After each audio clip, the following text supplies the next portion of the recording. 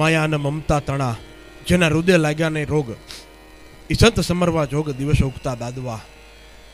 સંસારનો ત્યાગ કરી અને સતત સંસારીઓનું ચિંતન કરે ને સાહેબ, ઈ સંત.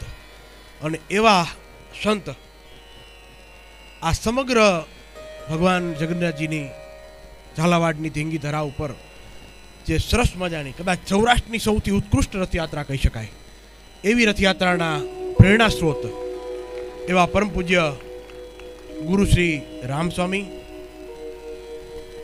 ભગવતધામથી પધારેલા અને સતત યાત્રાની અંદર નગરચર્યા દરમિયાન તમામ ભાવિક ભક્તોને દર્શનનો લાભ આપ્યો એવા ભગવતધામના નારાયણચંદ્ર સ્વામી,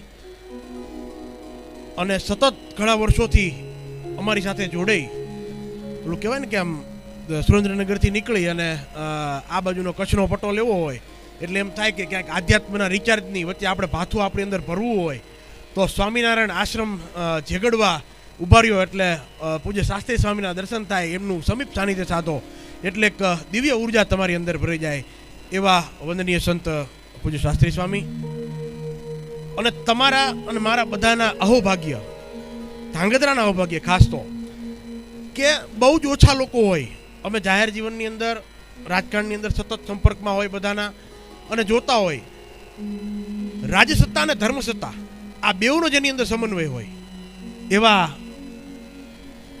ધાંગધ્રા હળવદ ધારાસભ્ય, મારા પૂજ્ય બિઝનેસ ગુરુ, હું પૂજ્ય શબ્દ વાપરું તો અતિશયોક્તિ ન કહેવાય, કારણ કે એમની પાસે તમે બેસો ને એટલે તમને દિવ્ય પૂજ્ય ભાવની અનુભૂતિ થાય એવા પ્રકાશભાઈ વર્મોરાજે સતત અમને માર્ગદર્શિત કરતા હોય. ઘણા બધા યુવાનોને એમને એક બહુ સારી પ્રેરણા આપી, સારો વિચાર આપી, વિચારનું બીજ વાવી અને એક સારા પંથ ઉપર મૂક્યા છે.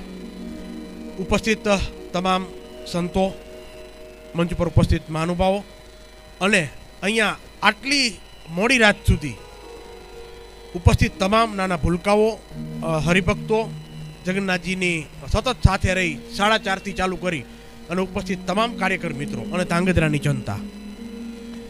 સાહેબ, આ રથયાત્રાની અંદર કદાચ નિત્ય સ્વામીનો મેસેજ આવ્યો એટલે આ સ્વામીને હું વાત કરી કે અહીંયા આવ્યો તરત મેં કીધું આ મારી ત્રીજી રથયાત્રા એટેન્ડ કરતો આવું. સવારે અમદાવાદથી 9 વાગ્યાથી કાર્યક્રમ ચાલુ થયો ને અહીંયા છે, પણ આની અંદર મેં રથયાત્રામાં સ્વામીજી મેં એક વસ્તુ ઓબ્ઝર્વ કરી હોય તો અહીંયા 3 વસ્તુની આખી રથયાત્રા દરમિયાન તમને ઝાંખી થાય. એક તો સૌથી પહેલી વાત કે રાષ્ટ્રવાદની ભાવનાની તમને ઝાંખી થાય છે. ગુજરાતના પનોતા પુત્ર અને માન્ય વડાપ્રધાન શ્રી નરેન્દ્રભાઈ મોદીના નેતૃત્વમાં જે સિંદૂર ઓપરેશન થયું અને આપણે દુશ્મનના દાંત ખાટા કરતો એમને જે જવાબ આપ્યો ને સાહેબ, એનો ટેબલો આ રથયાત્રાની અંદર હતો. આ વિચાર લાવો ને સાહેબ, એ બહુ મોટી વાત છે. સાથે સાથે રાષ્ટ્રવાદની ભાવનાનું દર્શન થાય, સાથે સાથે ધર્મસત્તા એટલે કે જગન્નાથજીની રથયાત્રા નીકળે અને તમામ લોકો એકરસ થઈ, તમામ સંપ્રદાયના લોકો એકરસ થઈ અને આખી રથયાત્રાને બિરદાવતા હોય. ધાંગધ્રાની અંદર શેરીએ શેરીએ, ગલીએ ગલીએ જગન્નાથજી ભગવાનના રથ વધામણા થતા હોય. ધર્મનું એક અદ્ભુત અને દિવ્ય દર્શન થાય. આ ઉપરાંત સાથે સાથે એક ટેબલો મેં એવો જોયો કે જેની અંદર પર્યાવરણના જતનનો પણ એક મેસેજ જતો હતો સાહેબ. તમે સાહેબ તમે છે ને સ્વચ્છતામાં પ્રભુતા આપણે કહી છીએ.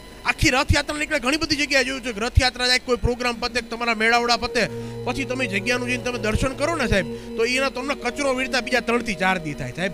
આપણી રથયાત્રામાં ગયા વર્ષે હું આવ્યો હતો, હું આ વખતે સાહેબ આગળ હતો, ગયા વખતે હું પાછળ તો રથયાત્રા ત્યારે મેં દર્શન કર્યું હતું કે કોઈ પાણીનો ગ્લાસ નાખે તો અહીંયા કાર્યકરો સાહેબ એ રથને એ ગ્લાસ જે એઠા ગ્લાસો એ લઈ વીણી અને પાછા યોગ્ય જગ્યાએ મૂકી દે. આગળ રથયાત્રા આવે ને પાછળ હતો એવો રોડ દેખાય સાહેબ. સ્વચ્છતામાં પ્રભુતાના દર્શન છે ને સાહેબ આ રથયાત્રાની અંદર થાય છે. વધુ સમય નહીં લેતા, ઘણા બધા સંતોએ બહુ સરસ મજાની વાત કરી છે, પણ અહીંયા એક બીજી વાત મેં સાહેબ ઓબ્ઝર્વ કરી. એક છે ને ભાવનગર દરબાર બેઠા હોય, લોક સાહિત્યની બહુ સરસ મજાની વાત છે. ભાવનગર દરબાર વજયસિંહ બાપુ બેઠા હોય, સાંજે નાટકનો કાર્યક્રમ ગામના પાદરમાં ભજવાતો હોય અને ત્યાં રાજા ભરથરીનો વેશ લઈ અને એ કહેવાય ને 52 માળવાનો ધણી બળીને જે નટ છે એ નટપત્ની ઉપર આવે, સ્ટેજ ઉપર આવે, મંચની ઉપર આવે અને દરબાર વજયસિંહને મોજના તોરા છૂટે સાહેબ અને એમ કે ખમા બાપ ખમા, વાહ તારી અદાકારી, વાહ તારી કલાકારી, અને પોતાના એક આભૂષણ ઘરેણું છે એ કાઢી અને સ્ટેજની ઉપર આમ ઘા કરે સાહેબ.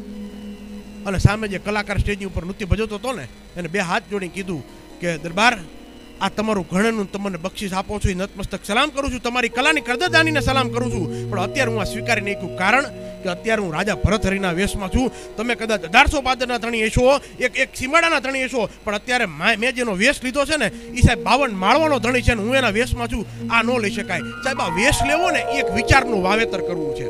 અને સાહેબ અહીંયા પૂજ્ય રામસ્વામીની પ્રેરણાથી આવા નાના ભૂલકાની અંદર આજે આ વેશ, કોકે સંતનો વેશ લીધો છે, કોકે શિવાજીનો વેશ લીધો છે, કોકે કૃષ્ણનો વેશ લીધો છે, કોકે ઋષિમુનિનો સપ્ત ઋષિનો વેશ ધારણ કર્યો છે, અને આખા નગરની અંદર ચર્યા કરી અને આ જે વેશ ધારણ કર્યો છે ને આ સાહેબ ખાલી માત્ર કપડાં નથી, આ પૂજ્ય સંતોની પ્રેરણાથી આ એક સારા વિચારનું વાવેતર એની અંદર થાય છે ને સાહેબ. આ એક આ નોંધ લેવા જેવી બાબત છે. એ સાહેબને અહીંયા ઓબ્ઝર્વ કર્યું. આ કોઈ વેશ નથી, એક તમને વિચાર આપીને જાય છે. તો ફરી એકવાર અહીંયા આવી અને જેમ સ્વામીજીએ કીધું ને, હમણાં જે આગળના વક્તા એન્કરે જે વાત મૂકીને રજૂ કરી, અહીંયા અમે કોઈ જ રથયાત્રામાં જોડાવા કે કોઈ જ હાજરી આપવા કે કોઈ જ આમંત્રણને માન આપીને આવતા નથી, પણ આવા જ્યારે દિવ્ય સંતોના મુખેથી, શ્રી મુખેથી ધર્મસભાની અંદર પ્રવચનની સરવાણી વહેતી હોય, એમનું દિવ્ય સાનિધ્ય હોય અને તમારા જેવા ભાવિક ભક્તોની અહીંયા ઉપસ્થિતિ હોય, એનાથી એક સતત દિવ્ય ઉર્જાનું જગ્યાની ઉપર સર્જન થતું હોય છે.